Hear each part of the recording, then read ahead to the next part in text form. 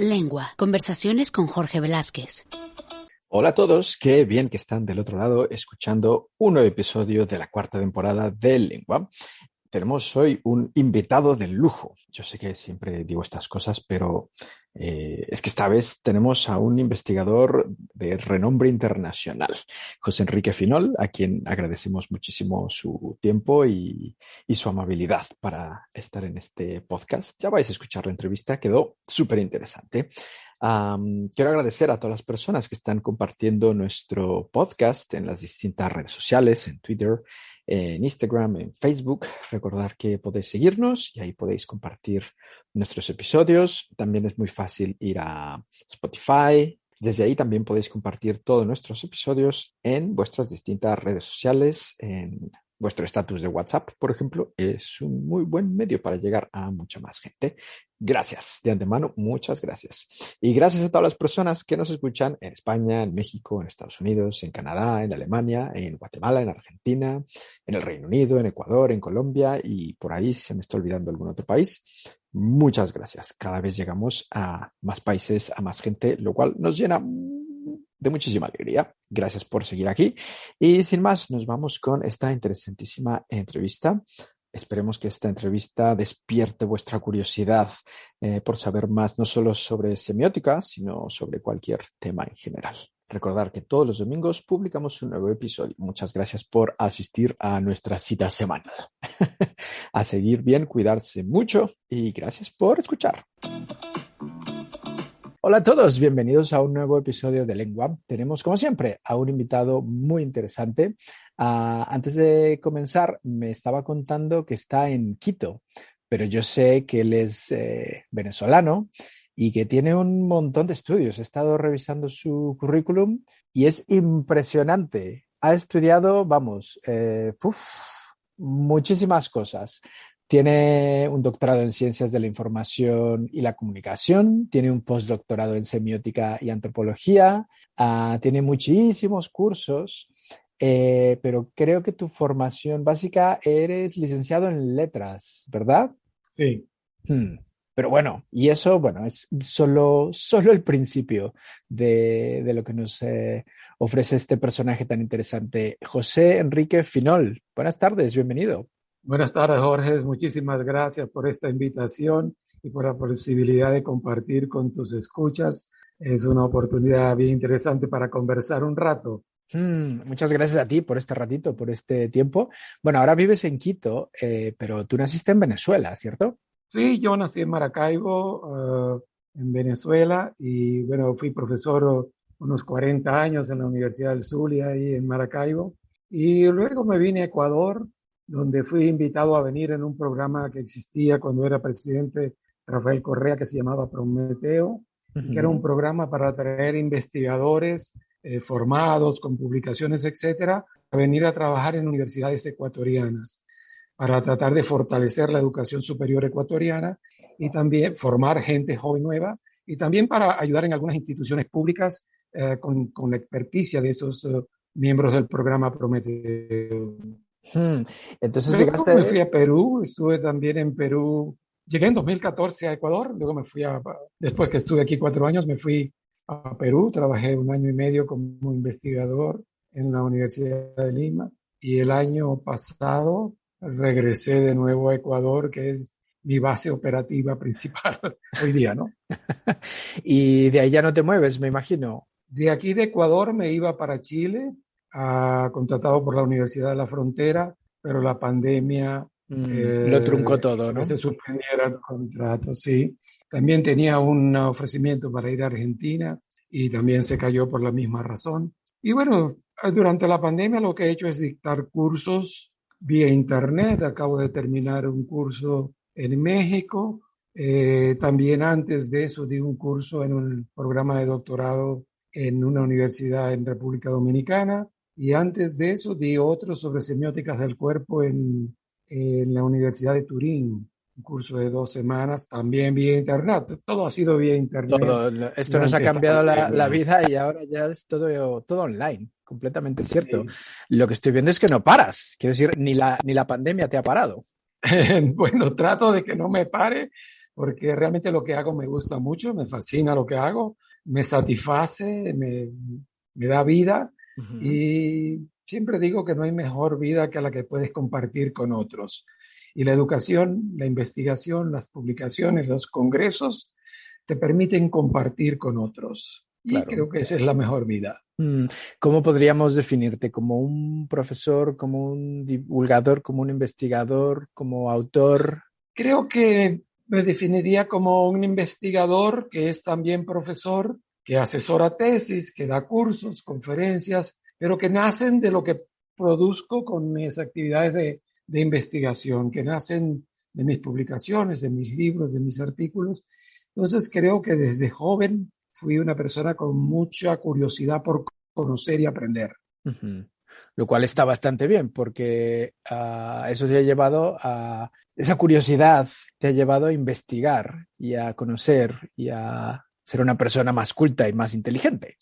No sé si más inteligente o si me ha embrutecido con el tiempo, pero por lo menos me ha hecho conocer muchos mundos, me ha permitido viajar mucho, compartir con personas maravillosas en todo el mundo, conocer gente que me ha inspirado. El caso de Humberto Eco, por ejemplo, es uno de los que me ha inspirado, mi maestro en París, Algirdas Julián Grémas, Eliseo Verón en Argentina. Son personas que inspiran, que te ayudan a seguir, a abrir caminos y creo que me considero en ese aspecto sumamente afortunado. Por supuesto. Hay algo en tu currículum que me llama mucho la atención. Bueno, fuiste presidente y vicepresidente de la Federación Latinoamericana de Semiótica y de la Asociación Internacional de Semiótica. Ya llegaremos a lo que es la semiótica, pero lo que me llama mucho la atención es que también fuiste presidente de la Fundación Museo de Arte Contemporáneo de Zulia, o Zulia, no sé cómo se pronuncia, en Venezuela. Sí, es Zulia, porque la Mm, Universidad del Zulia tiene el nombre del estado ok. Zulia, que es un estado occidental en Venezuela, fronterizo con Colombia, cuya capital es Maracaibo, una capital petrolera en Venezuela. Cuando trabajaba en la Universidad del Zulia, que estaba ya cerca de la jubilación, el rector me pidió que dirigiera el proyecto de creación que ya estaba en una etapa bastante avanzada del Museo de Arte Contemporáneo del Zulia, que es de la Universidad del Zulia. Un Ujú. museo relativamente grande para los estándares venezolanos, un museo de 6.000 metros cuadrados de áreas expositivas, y me nombró presidente de esa fundación. Y bueno, al año pudimos inaugurar ese museo, que es un proyecto muy importante en el Zulia, porque el Zulia no tenía museos, tenía un par de museos históricos muy pequeños y no tenía museos de arte. Y la universidad dio ahí una gran contribución al ofrecer la posibilidad de tener artistas nacionales y extranjeros con exposiciones a las que llevábamos, por cierto, autobuses repletos de niños. Ah, muy Nuestro, bien.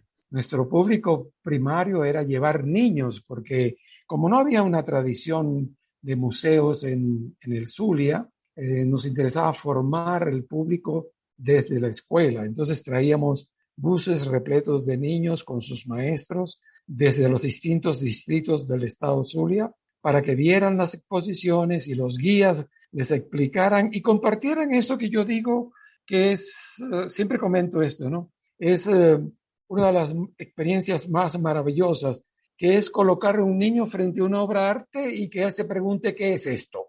Ajá.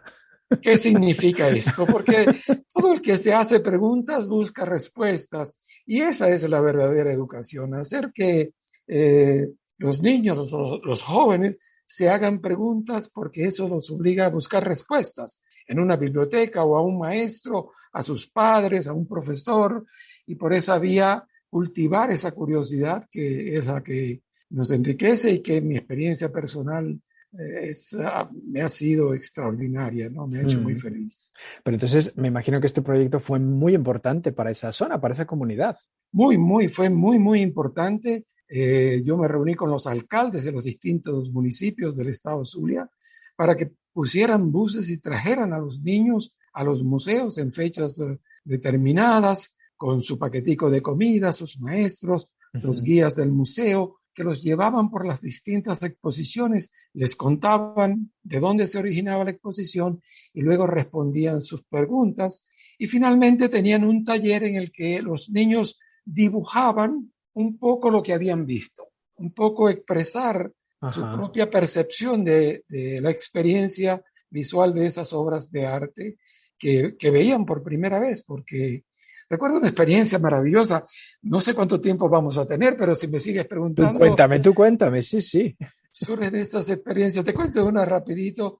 Una vez hicimos una gran retrospectiva de el famoso pintor Cruz Diez, Carlos Cruz Diez, un pintor cinético súper famoso que vivía y murió ya en París. Y hicimos la exposición y él lo invitamos a venir. Yo lo fui a esperar al aeropuerto, lo llevé al museo, al hotel, y el día que se inauguró la exposición, él estuvo, por supuesto, pero al día siguiente yo lo llevé y cuando él entró a la sala, era la sala más grande del museo, y vio aquello como 300 niños viendo su exposición, a él se le salieron las lágrimas, porque él decía, nunca había visto tantos niños viendo mi obra.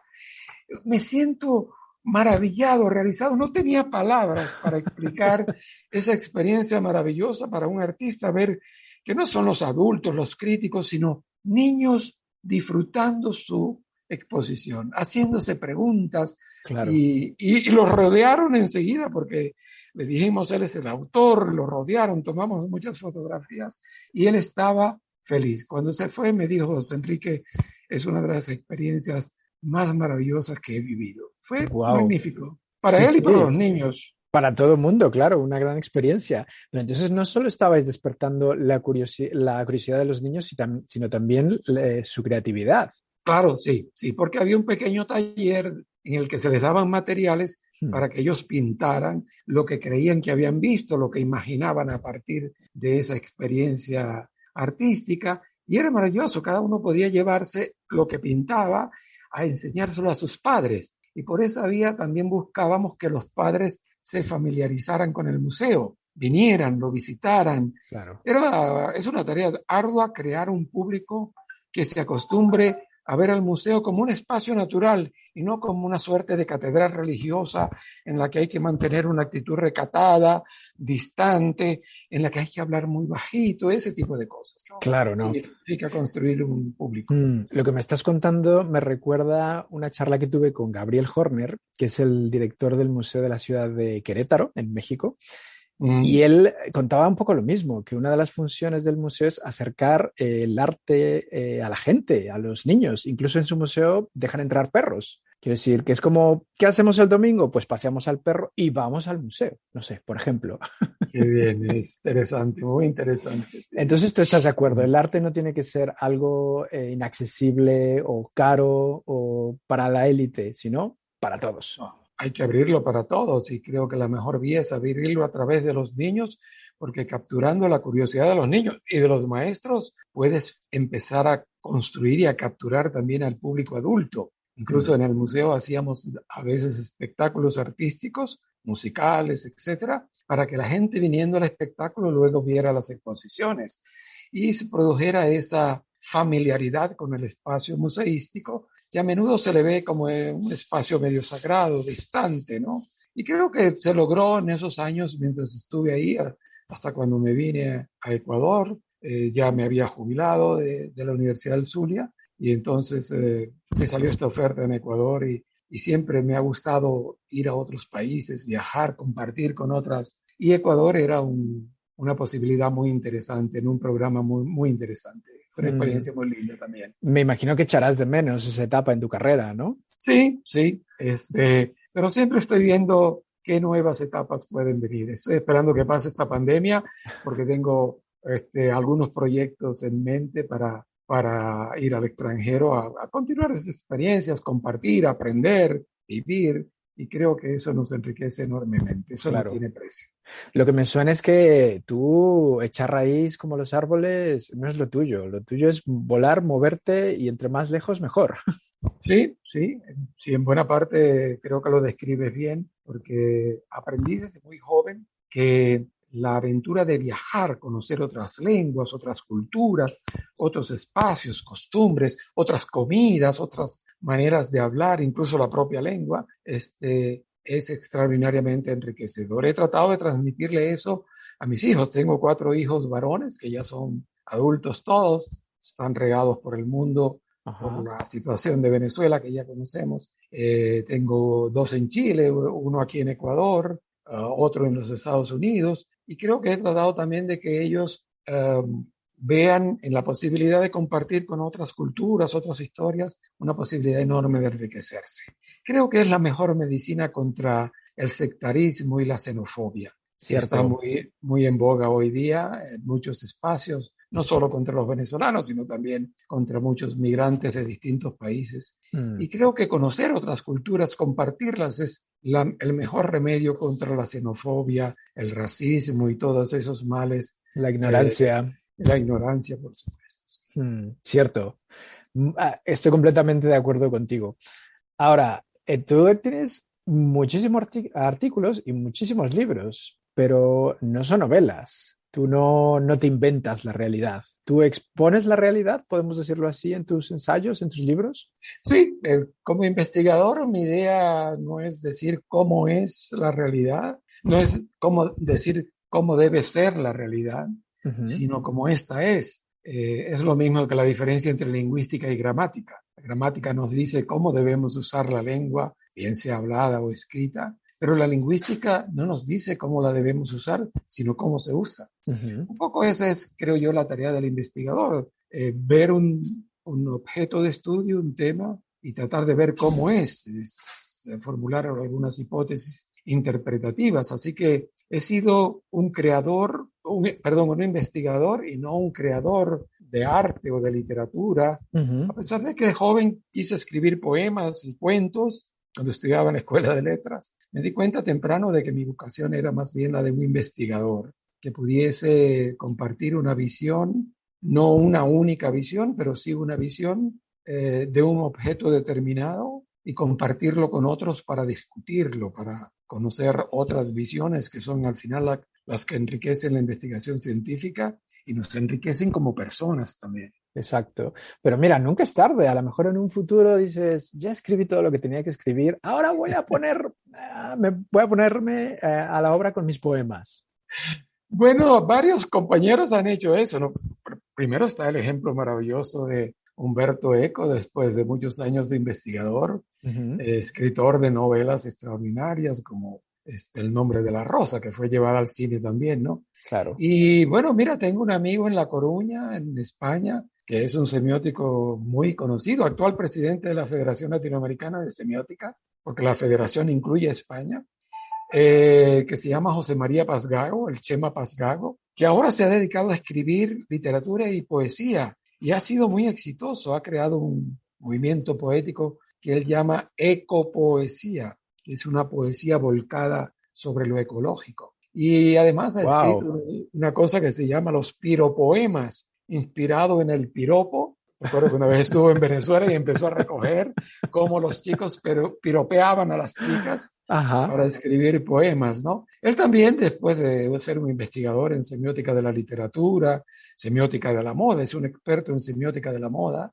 también se ha dedicado últimamente a escribir literatura. Y bueno, hay algunos otros también que van en esa dirección. Yo todavía no he llegado ahí, tal vez no tengo el talento para eso. Uno nunca sabe, ya sabes aquella frase de nunca digas nunca, porque mira, ahora mismo te puedo preguntar cuántos años tienes. 72. Va, pues te falta mucho por vivir. Claro, eso espero. Seguro que sí. Ahora vamos a pasar a tu campo de acción. Eres un experto en semiótica, pero la gente que nos escuchará dirá, ah, mira qué bien, este señor es experto en semiótica, pero ¿qué es eso? ¿Cómo le contarías a alguien de manera facilita qué significa la semiótica? ¿Qué es? La semiótica es una disciplina muy antigua, se remonta a la filosofía griega y es una disciplina que ha sido definida de distintas maneras. Hay quienes al principio la definían como la semiótica es estudio de los sistemas de signos, un poco inspirados en la obra de Ferdinand de Saussure, que fue el primero que usó el término semiología. Aunque Ujú. él era un lingüista, él decía, la semiología estudia la vida de los signos en el seno de la vida social. Esa es una cita textual, ¿no? Y de allí surgió esa definición de semiología como estudio de distintos sistemas de signos, no solo los signos lingüísticos, sino todo tipo de signos, gestos, signos vestimentarios, signos culinarios, cromáticos, teatrales, fílmicos, de manera que todos esos elementos que tienen un significado son signos, no solo los lingüísticos o la escritura, ¿no? Y otras definiciones, digamos, han avanzado más hacia definir la semiótica como el estudio de los procesos de significación, cómo algo significa lo que creemos que significa. Sí, Mm. en el caso de la semiótica del cine, probablemente todo asistente a una sala de cine dirá esta película habla de tal tema. Pero el semiótico no solo debe decir esta película habla de este tema, sino cómo construye ese tema, cómo se produce esa significación. Y por eso la semiótica muchos la definen como el estudio de los procesos de significación, ya no de sistemas estáticos, sino de procesos. Y un poco los semióticos hacemos eso, ¿no? Estudiamos un objeto, cómo se produce el proceso de significación en el marco de unas variables contextuales determinadas. Sería tal vez un Mm. poco una explicación sencilla de lo que es la semiótica hoy día. Pero entonces la semiótica está presente en absolutamente todo. El arte, la literatura, el cine, la vida misma, yo qué sé, en la televisión. No podemos dejar de ver signos por todas partes. Sí, en efecto, alguna gente critica eso, ¿no? Los semióticos decimos, la semiótica estudia todo, porque todo significa. Claro. Pero estudiamos todo desde el ángulo de la significación, no desde otros ángulos que nos puede estudiar otras disciplinas, ¿no? Entonces, sí, vivimos inmersos, incluso cuando dormimos, en procesos de significación. Los sueños, por ejemplo, son un proceso de significación increíblemente interesante. Freud lo estudió desde el punto de vista de comprender qué traumas, qué motivaciones tienen relación con la persona que sueña. Mm. Los semióticos que estudian los sueños tratan de explicar cómo funciona ese proceso de símbolos que están inmersos en un sueño. Pero estamos permanentemente construyendo, viviendo, inmersos en procesos de significación, incluso cuando dormimos. Entonces, la idea del semiótico es ver la realidad con otros ojos, con la idea de interpretar esa realidad. Pero para llegar a la interpretación es necesario definir los mecanismos, los procesos, las operaciones que han conducido a producir esa significación, incluso en significaciones ambiguas, porque para un individuo un mecanismo de significación puede tener un sentido, para otro puede tener otro. Y eso A eso iba yo. A lo mejor el mismo objeto, el mismo símbolo, tiene un significado completamente distinto para ti, para mí o para otra persona, dependiendo de su edad, cultura, sexo, religión, clase social. Entonces, me suena que la semiótica es amplia, no, es súper amplia. muy amplias y ciertamente, tú sabes que en este curso di un curso de metodología de la investigación en un doctorado en lingüística y literatura en República Dominicana, te comentaba al principio, y una de las tareas que hicimos fue analizar la película Nómada, donde trabaja Frances McDormand. Uh-huh. Eh, Ah, que le sí, que permite, hace un año, hace un par de dos, sí, una muy buena película. muy buena película, le permitió a ella ganar su tercer Oscar y muy bien Ajá, ganado, ¿no? Porque sabemos que hay Oscars que uno no se explica cómo los otorgan, claro. pero los de Frances McDormand estaban muy bien ganados. Y entonces una de las tareas era qué dice esta película y cómo lo dice. Uh-huh. Entonces, los estudiantes del doctorado tenían que dar una interpretación, pero justificarla. Claro. Entonces, por supuesto, surgieron interpretaciones diferentes. Unos decían aquí el tema fundamental es el desarraigo, otros decían es la soledad y estos temas generales, ¿no? Entonces, si bien en un objeto es posible que coexistan varias interpretaciones, estas nunca son ilimitadas, porque el mismo texto te restringe las interpretaciones. No es, digamos, hay interpretaciones que, como decía Humberto Eco, son absolutamente aberrantes. se salen del texto. Y esto puede ocurrir en algunas ocasiones, ¿no?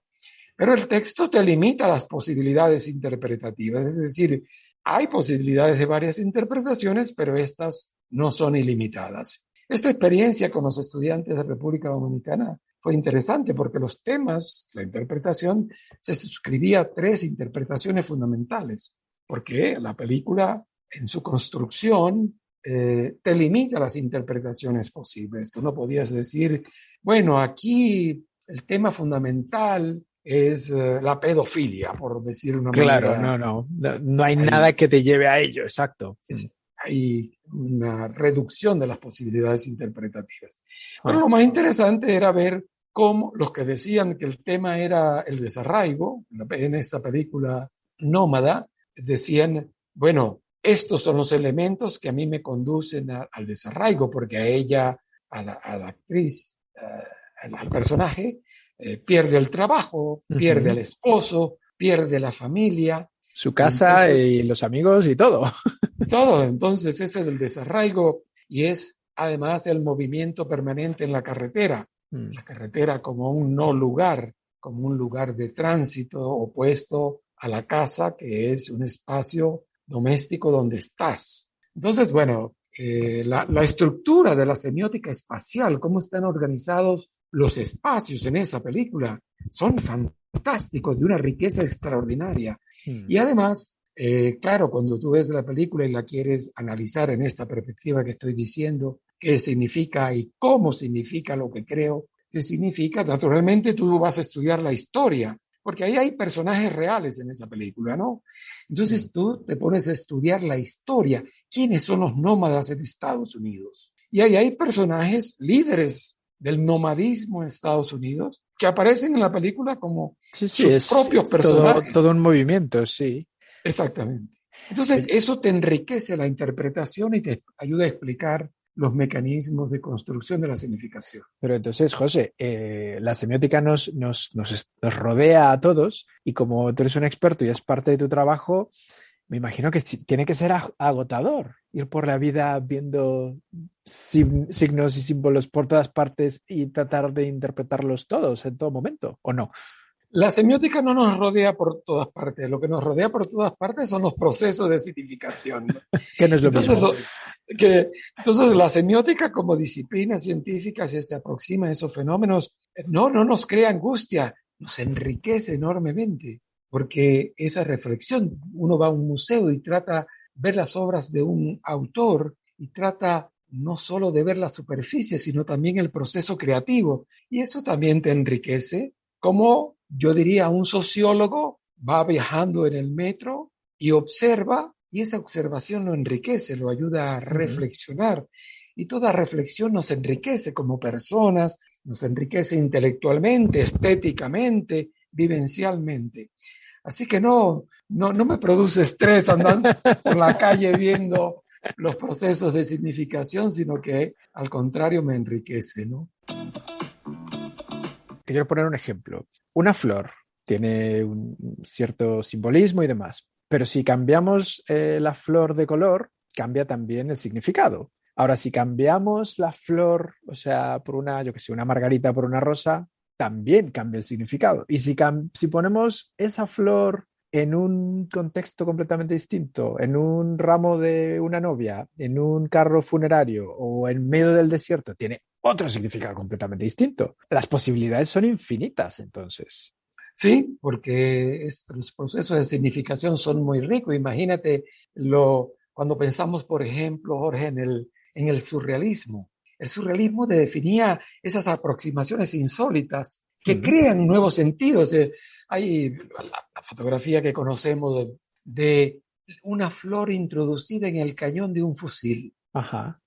Mira qué maravilla de sentidos nuevos crea esa combinación inesperada entre una flor delicada, vida y un fusil que ya sabemos para qué sirve. Entonces esa aproximación insólita crea nuevos sentidos.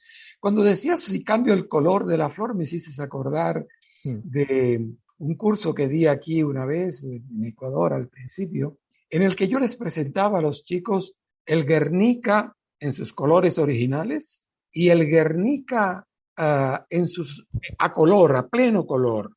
Y el Ajá. Guernica que hizo Quino, el gran humorista argentino, Sí. presentaba. Entonces yo les decía, explíquenme en qué varía y cómo varía el sentido de cada cuadro. Empezando Picasso, ¿por qué pinta en colores grises y negros? ¿Por qué cambios produce el introducir el color al mismo cuadro? ¿Y qué cambios produce en la visión humorística de Quino? Mm. Entonces, es lo que tú decías, ¿no? Las posibilidades significativas son muchas cuando introduces cambios significativos en un objeto cualquiera. Lo mismo es en la lengua, ¿no? En español decimos vaca con B bilabial y Ujú. decimos vaca con B labidental y es lo mismo. Pero en francés no, en francés si tú dices una palabra con B bilabial y la misma pero con B labiodental, el significado cambia, ¿no? Efectivamente. Como en boire, beber y voir, ver. Entonces, esos rasgos distintivos introducen cambios en el significado y en la interpretación, naturalmente, de los espectadores, ¿no? Es una Mm. riqueza extraordinaria. Los poetas, ¿qué hacen? Crear aproximaciones y visiones nuevas con palabras viejas que tienen una historia. Entonces, esas combinaciones nuevas, esos sentidos nuevos agregados a palabras que ya tienen significados, digamos, solidificados en el diccionario, es lo que hace que un buen poeta, un buen artista, cree sentidos novedosos, Mm. inesperados. Ahora, no sé, a ver, la siguiente pregunta, vamos a ver qué me dices. ¿El mismo signo con el paso del tiempo puede cambiar de significado o puede transgredirse su significado de alguna manera? Sí, es un proceso que se conoce como resemantización. Ujú. Las palabras, los signos son objetos culturales y por supuesto están sometidos a las transformaciones propias del tiempo, de la historia, de la sociedad, de las distintas variables que influyen, de manera que un signo a través de la historia pueden desplazarse y desaparecer algunos semas, que son las unidades mínimas de significado, y pueden incorporarse nuevos semas, sobre todo producto de operaciones que vienen del contexto y se Hmm. van llenando en el contexto. Entonces, sí, como todo objeto cultural, los signos se transforman a través del tiempo. Unos son, digamos, más resistentes al cambio, cambian mucho más rápido, pero efectivamente cambian. El lenguaje de la ciencia, por ejemplo, trata de ser resistente al cambio para poder mantener la operatividad propia de los conceptos. Una fórmula química H2O Claro. no cambia con el tiempo, ¿verdad? No. Y sin embargo, Jorge, H2O puede llenarse de otros sentidos. Si tú en un libro de ciencia colocas la famosa fórmula de Einstein, energía es igual a masa por velocidad al cuadrado, E es igual a m por c al cuadrado, tiene un significado denotativo explícito, ¿verdad? En la Hmm. ciencia. Pero si lo colocas como imagen en la portada de un libro de ciencia, esa fórmula pasa a significar la ciencia, el saber, el conocimiento. Se convierte en un símbolo del conocimiento, más allá de lo que denotativamente la fórmula matemáticamente o físicamente dice, ¿no? Hmm. Has dicho algo que me llamó mucho la atención. La semiótica, los signos y demás están muy ligadas a la cultura. ¿Podemos decir que nos influyen a los seres humanos de distintas formas? Puede ser incluso de manera negativa. Sí, yo diría, los signos gobiernan buena parte de nuestra vida. Hmm. Desde los signos del semáforo, los colores de las luces que Sí. gobiernan nuestra conducta como conductores de automóviles, hasta las personas que dan la vida por un símbolo, por una bandera, Hmm. por un símbolo religioso. Las guerras religiosas a menudo son simplemente la defensa de unas ideas representadas en un símbolo. Entonces los símbolos gobiernan nuestras vidas mucho más allá de lo que creemos. A menudo esos signos nos dicen cómo vestirnos para no desentonar en nuestro grupo o en nuestra sociedad. Hay hoy día la burka, por mencionar un Sí. signo vestimentario que ha sido tan polémico en estos últimos 10 años. La burka hay personas que las defienden con su vida, que las defienden incluso en contra de su propio interés libertario, visto desde nuestro mundo occidental, ¿no? Uno dice cómo una mujer sometida a limitaciones que la convierten en un ser casi inferior en determinada cultura, termina defendiendo su propia limitación. Exacto. Y defendiendo la burka, por decir algo, ¿no? Mm. Entonces, sí, los signos gobiernan nuestras vidas mucho más allá de lo que creemos. Y este es un aspecto interesante de estudiar, porque se trataría de comprender no solo el signo aislado en sí mismo, sino siempre en el marco de una historia, siempre en el marco de unas variables sincrónicas y diacrónicas, como diría Saussure, ¿no? O sea que el contexto es también muy importante.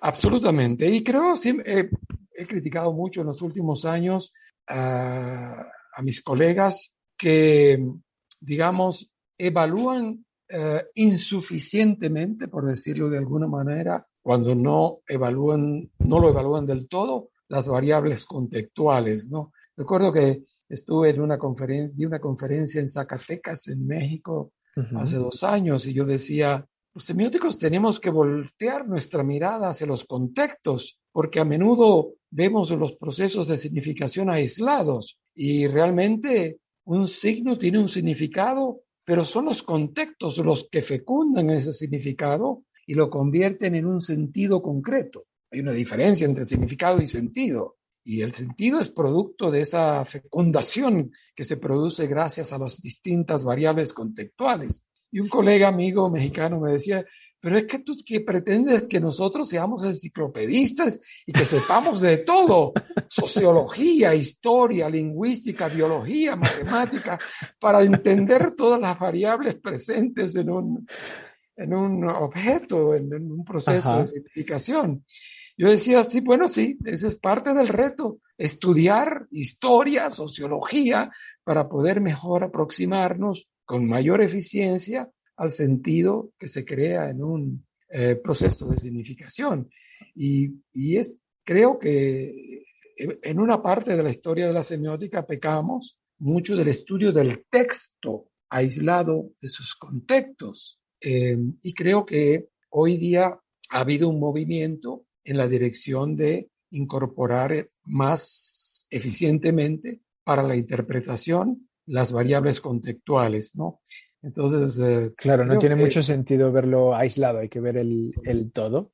Ahora, imagínate que uno de tus alumnos en alguna universidad, una conferencia que estás dando o demás, levanta la mano y te dice, a mí me parece muy bien todo lo que usted está contando y esto es muy interesante, pero a mí, como persona de a pie, ¿para qué me sirve la semiótica? ¿Qué le contestarías? La pregunta es muy interesante y me la han hecho más de una vez. Algunos me han dicho alguna vez, ¿la semiótica eso con qué se come? ¿Con pan? Pues aparte, aquí hay 2 problemas distintos, ¿no? Uno, la semiótica como disciplina científica que estudia fenómenos para mejor comprender la cultura, la historia, etc. Ahora, como tú decías, para el ciudadano de a pie, ¿para qué nos sirve la semiótica? Y yo te respondería con otro ejemplo, ¿no? Con otra experiencia, ¿no? Di muchos años clase en la Escuela de Antropología de mi universidad en Maracaibo y a los chicos del primer curso y lo mismo a los alumnos de mis alumnos que también di clase en la Escuela de Comunicación Social. Yo les decía el primer día de clase, escríbame en una hoja 100 palabras que vieron cuando venían de su casa para la universidad esta mañana. Uh-huh. Y muchos de los alumnos se quedaban frente a la hoja, no sabían por dónde empezar, no sabían exactamente qué escribir. Yo les decía que era una prueba con evaluación. Uh-huh. Al final, bueno, casi nadie llegaba a las 100 palabras, ¿no? Estudiantes recién salidos del bachillerato. Yo les decía, bueno, vamos a hacer una cosa. No va a haber evaluación, olvídense de la prueba, pero mañana la vamos a repetir y mañana sí va a tener evaluación, va a tener una puntuación. Uh-huh. Entonces, los chicos al día siguiente salían de su casa mirando y observando para escribir ese pequeño ensayo y se fijaban lo que veían en el autobús donde venían, lo que veían por la calle y entonces en ese segundo día eran capaces en su gran mayoría, de escribir mucho más fluidamente. Esa es una experiencia semiótica, ver el mundo y comenzar a interpretarlo. Entonces, para finalmente llegar a la respuesta a tu pregunta, ¿para qué nos sirve saber de semiótica? ¿Para qué se enseña en las universidades semiótica? Para enseñarnos a ver. Me sirve a mí, como persona de la calle, no especialista, para ver más allá de lo que usualmente veo. Pasamos por la vida cotidiana, por encima de la vida cotidiana sin ver. Y la semiótica nos enseña a rever como experiencia de ciudadano normal, digámoslo así, ¿no? Y creo que eso he tratado siempre de decirle a las personas que asisten a mis cursos que no se van a dedicar a la semiótica o que tienen semiótica como parte del currículum. Hay muchas carreras que tienen, en Venezuela, por ejemplo, y en América Latina, muchas carreras ven semiótica en antropología, en letras, en comunicación social, en arquitectura, porque es una disciplina un poco que enseña esta reflexión sobre los signos. Para los arquitectos, por ejemplo, el signo espacio, con las subdivisiones que podemos hacer del espacio y verlo como proceso de significación, como instrumento de significación el espacio, y no solo como un lugar para habitar y transitar, un lugar donde coloco mis cosas, mis muebles, mis cuadros o mi cama, etcétera, sino también el sentido que ese adquiere para mí y el que le quiero comunicar a quienes me vienen a visitar, va más allá de la simple comodidad del espacio. Es un proceso de significar para mí, mi espacio, y para los otros, para mis amigos, mis familiares que vienen a visitarme. Claro. Entonces, hay un proceso interesantísimo de comunicación. Has dado en la clave, comunicación. Eso es algo muy importante para nosotros como seres humanos, ¿no? Absolutamente. La comunicación es el proceso que hace la sociedad. La sociedad no es una agrupación de personas en un lugar determinado y en un momento determinado de la historia. La sociedad son procesos de comunicación.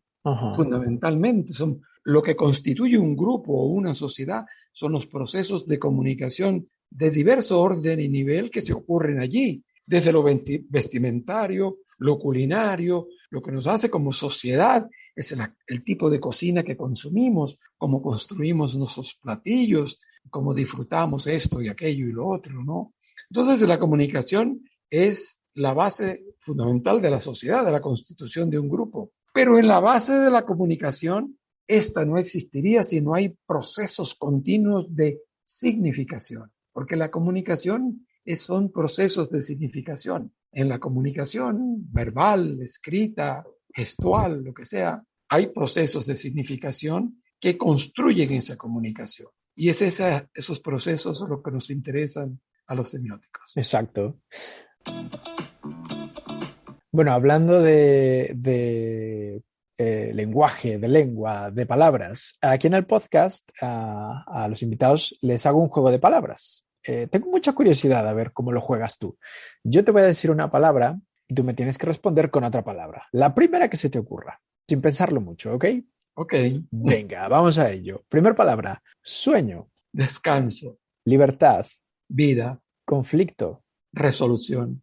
Libro. Cultura. Suerte. Azar. Amor. Vida. Entrevista. Compartir. Sexo. Disfrute. Muerte. Necesaria. Comida. Goce. Lengua. Comunicación. Venezuela. Tristeza de contexto en el contexto histórico. Desafortunadamente sí. Siguiente palabra, universidad. Ciencia. Ciudad. Espacio. Podcast. Comunicación. Cultura. Disfrute. Amistad. Realización. Música. Deleite. Semiótica. Conocer. Familia. Solidaridad. Y la última, casa. Disfrute. ¿Sabes que eres de los que más rápido me ha contestado a todas las palabras? Qué bueno. ¿Quieres mejorar tu español? ¿Tienes un buen nivel pero no acabas de arrancar? No te preocupes, tenemos la solución. Mejora tu español aquí, con nosotros. Mándanos un mail a mejoratuespanol, con n, aquí, @gmail.com. mejora tu español aquí, @gmail.com. Ofrecemos cursos en línea para que mejores tu español con nosotros. No te olvides de mandarnos un mail, tenemos paquetes súper interesantes para que aprendas español aquí con nosotros. Ahora, te tengo otra pregunta. Esta se la hago a todos los entrevistados. Nos tienes que recomendar 4 cosas, a ver qué nos dices. Una película, un libro, una serie y un disco. Empiezo por el disco. Uh-huh. Me llamo Nela. Nela. Perdón, me dicen Nela, Nella. Ajá. Es un disco maravilloso de una cantante venezolana nueva que lo acabo de descubrir gracias a mi hermana que está en Maracaibo. Ok. Me dicen Nela, es una cantante maravillosa, ha cantado con Juan Luis Guerra, con Montaner, etc. Disco, me dicen Nela. Perfecto. Sugiero que lo busquen. Es maravilloso. Perfecto, lo buscaremos. ¿Qué más? ¿Qué nos recomendarías para ver en la televisión? ¿Una serie? Una serie, la que tengo ahora más cerca, El Señor de los Anillos. Ok. ¿Me creerás que El Señor de los Anillos lo vi la semana pasada? ¿En serio? Recién. Claro, porque mis 4 hijos, mi nieta, me dicen, abuelo, ¿cómo no puedes? ¿Cómo es posible? Eres el único ser humano en la tierra que no ha visto El Señor de los Anillos. Y bueno, con esa mirada a la que estoy acostumbrado, por ejemplo, lo del anillo, el simbolismo de los anillos me parece extraordinario. Lo disfruté mucho a la semana pasada, te repito, por la presión de mis hijos y de mi nieta. Pero ¿te gustó? Quiero decir, ¿la disfrutaste? Sí, lo disfruté, sí, lo disfruté. Bueno, ¿y qué interpretación le darías al anillo? Bueno, el anillo es un símbolo multifacético allí, ¿no? Con significaciones nuevas. El anillo, por un lado, es el poder, pero al mismo tiempo juega con la idea de poder para destruir, poder y destrucción. Entonces, ese juego me pareció interesante porque descubrí estas razas, no sé cómo llamarlas, que Tolkien crea, los elfos, los hobbits, y me pareció interesante ese paseo que ese objeto hace a través de esas diferentes culturas que Tolkien crea allí en esos libros, y además me sirvió para discutirlo con mis hijos. Tengo un hijo que vive aquí en Quito, es profesor en la Universidad de San Francisco de Quito, y entonces viene a visitarme todas las semanas y a compartir muchas cosas aquí con él, y entonces fue un tema de conversación con él y con su novia, que la habían visto 3 veces las películas, ¿no? Bueno. Que me sirvió para aclarar dudas sobre las mismas películas. Así que esa serie me pareció interesante. Por supuesto, enseguida me puse a leer la historia de Tolkien. ¿Quién era? ¿De dónde sacaba esos personajes? Cómo el Hobbit había aparecido primero el libro. Y un poco de historia en Internet para mejor comprender esos mensajes, ¿no? La costumbre. Investigarlo todo, pero me parece muy bien, de formación profesional bastante sana. Ahora, ¿qué libro tendríamos que leer? ¿Qué libro tendríamos que leer? En literatura, mis libros favoritos son los de Jorge Luis Borges. Me encuentro el Aleph, por ejemplo, es un libro que le recomiendo a todo el mundo. Me parece el non plus ultra en materia de cuentos escrito alguna vez. En materia de cuentos, Aleph. En materia de novela, 100 años de soledad. Un clásico, ¿no? Y si tenemos que leer un ensayo. Si tenemos que leer un ensayo, recomendaría La estructura ausente de Humberto Eco. Ok, ¿por qué?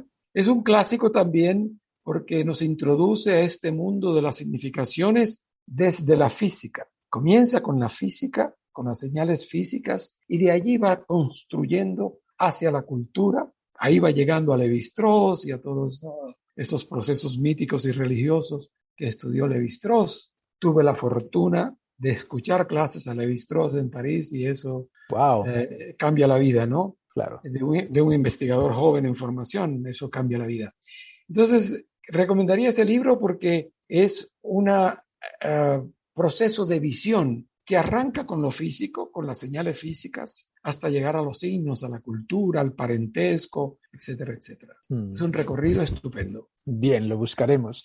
Hace rato cuando hablabas al principio de lo que es la semiótica y demás, y cómo está presente en el lenguaje cinematográfico, me vino a la cabeza Stanley Kubrick, que, madre mía, tiene en sus películas, eso es un no parar. Un día, no me preguntes por qué o cómo llegué en YouTube, está en uno de los análisis de Ojos bien cerrados, I Will Shoot. Es impresionante porque fijaros bien en esta escena los colores y cuando en otra escena se repiten los mismos colores que nos está queriendo contar mientras el diálogo nos dice, y cuando él muestra la cartera mientras dice tal, significa que tal. Era una cosa loquísima, pero tenía todo el sentido del mundo. ¿Tú crees que todos los cineastas o los directores de cine saben de semiótica y usan ese lenguaje y esos símbolos y signos en todas las películas o no todo mundo? No todos los directores, hay directores, Claro, no.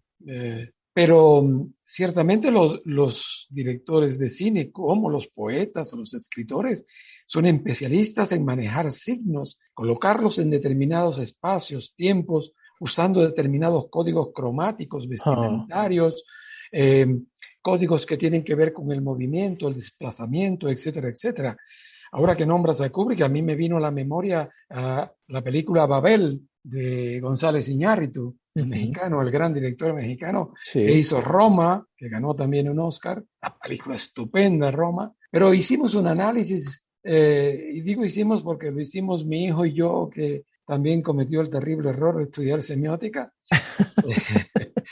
Él es licenciado en Comunicación Social, hizo una maestría en semiótica. Y nos propusimos analizar la película Babel, de González Iñárritu. Es una película con 4 historias diferentes que todas convergen en torno al mismo tema, ¿no? Que es fácil de adivinar, es el tema de la comunicación, porque sí, está basada en el mito de la Torre de Babel. Entonces, González Iñárritu es, digamos, un semiótico en práctica. Tal vez no ha leído a Humberto Eco ni a Greimas, pero es un semiótico en práctica. Construye 4 historias que convergen alrededor de distintas modalidades de un mismo tema, que es el de la comunicación, y que para darle la gran pista a quienes ven la película, le pone el título de Babel. No menciona para nada el mito, solo le da el nombre. Y bueno, sabemos que el mito de la Torre de Babel es el mito en el que no solo se explica el origen de las diferentes lenguas, porque los hombres querían construir una torre que llegara al cielo, y Dios, al ver su soberbia y detener su proyecto, lo único que hace es, dice la Biblia, confundir sus lenguas. Es decir, lo pone a cada individuo a hablar una lengua diferente, no hay comunicación, y sin comunicación no hay sociedad, lo que dijimos hace poco, y por lo tanto el proyecto fracasa, porque no se pueden comunicar. El mito por esa vía explica el origen de las distintas lenguas, es una explicación mítica, precientífica, pero también explica el enorme problema de la incomunicación como problema social humano. Y es eso lo que toma González Iñárritu en esta película, en el que presenta facetas diferentes de incomunicación en la sociedad contemporánea, en nuestras sociedades contemporáneas. Entonces, es una película riquísimamente llena de símbolos y de operaciones semióticas extraordinarias, construyendo 4 historias audiovisuales. Y yo digo, González Iñárritu es un semiótico en la práctica, un práctico, un extraordinario. Y luego tú ves Roma o ves la otra película de él, ¿cómo se llama? Beautiful. Con Bardem. Y es un deleite para un investigador en semiótica del cine. Y ahí los colores juegan un papel fundamental. Entonces, ¿qué película nos podría recomendar? ¿Babel? Babel la recomiendo con los ojos cerrados. Es una película extraordinaria con actores magníficos, mexicanos, norteamericanos, australianos, japoneses. Hay una historia que ocurre en Japón. Una de las historias, recomiendo Babel enormemente. Y bueno, la que mencionamos hace poco también la recomendaría con los ojos cerrados, Nómada. Ok, sí, es película. De los hermanos Coen. Bueno, te voy a decir una frase a ver qué opinas. Me interesa mucho tu opinión. Es de Emilio Lledó, que es un filósofo y filólogo español. Y la frase es: la verdadera riqueza de los seres humanos es el lenguaje.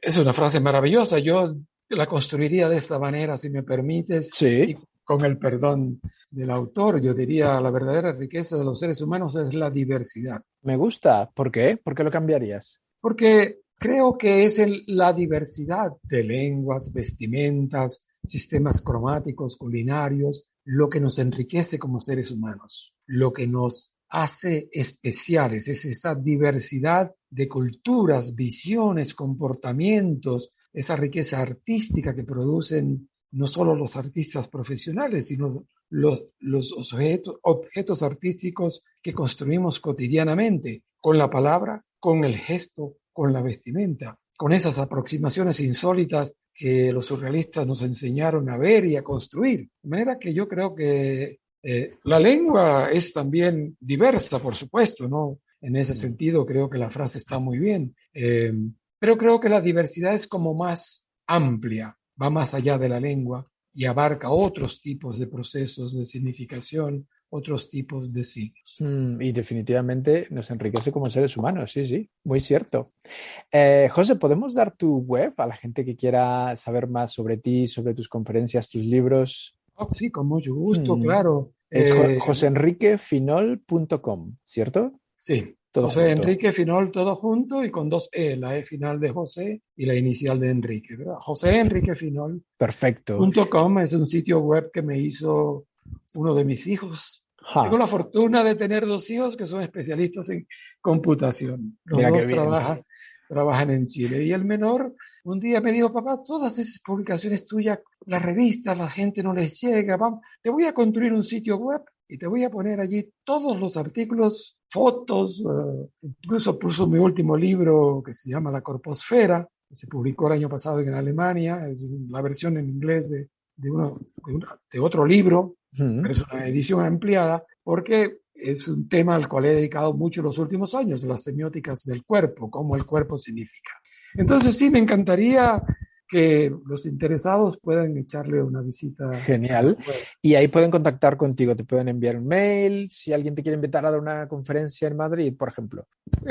Mi correo electrónico es el mismo, joseenriquefinol@gmail.com. Perfecto. Y con mucho gusto me encantaría ir a Madrid, una ciudad que adoro, que me encantaría poder estar allí. Espero estar este año porque hay un especialista en semiótica de la publicidad en Madrid, Antonio Caro Almela, un maestro en la materia de semiótica de la publicidad, un hombre extraordinario. Y tenemos una visita pactada para este año en Madrid. Ojalá que la Perfecto. pandemia nos permita realizarla. Seguro que sí, cruzaremos los dedos. Ahora, antes de decir adiós y agradecerte tu tiempo, te toca nominar a 3 personas que podamos entrevistar en este podcast, personas interesantes. ¿Quién crees que podría aceptar nuestra invitación? A ver, uno que ya te nombré, José María Pazgago, profesor de la Universidad de La Coruña, Ajá. que te dije es especialista en semiótica de la moda, pero también se ha dedicado a escribir poesía y novela, incluso ha ganado varios premios Genial. en sus trabajos.